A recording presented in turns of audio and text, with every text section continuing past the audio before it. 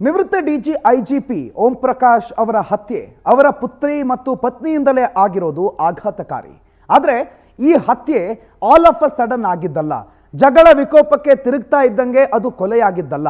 ಈ ಹತ್ಯೆಗೋಸ್ಕರ pre planning ಆಗಿತ್ತು ಅನ್ನೋ ವಿಚಾರ ಈಗ ತನಿಖೆಯಲ್ಲಿ ಗೊತ್ತಾಗಿದೆ.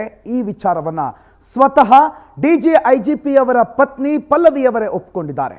5 ದಿನಗಳಿಂದ how to stab neck and kill ಅಂದ್ರೆ ಕತ್ತಿನಲ್ಲಿರುವ ರಕ್ತನಾಳವನ್ನ ಕತ್ತರಿಸೋದ್ರ ಮುಖಾಂತರ ಕೊಲೆ ಮಾಡೋದು ಹೇಗೆ ಅನ್ನೋದನ್ನ ಐಜಿಪಿ ಅವರ ಪತ್ನಿ ಪಲ್ಲವಿ ಸ್ಟಡಿ ಮಾಡಿದ್ಲಂತೆ. ಅದಕ್ಕೆ ಆಕೆ ಬಳಸಿದ್ದು ಗೂಗಲ್ ಅನ್ನ.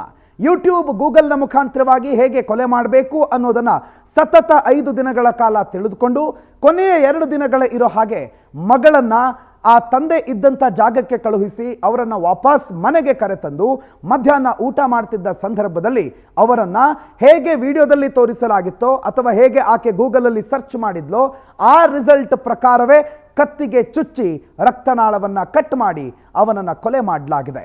ಅಂದರೆ ಈ ಕೊಲೆಯ ಹಿಂದೆ ಒಂದು ಮೋಟಿವ್ ಇದೆ, ಒಂದು ಉದ್ದೇಶ ಇದೆ ಮತ್ತು ಇದು ಪೂರ್ವ ಯೋಜಿತ ಅನ್ನೋದು ಈಗ ನಿಜ ಆಗ್ತಿದೆ.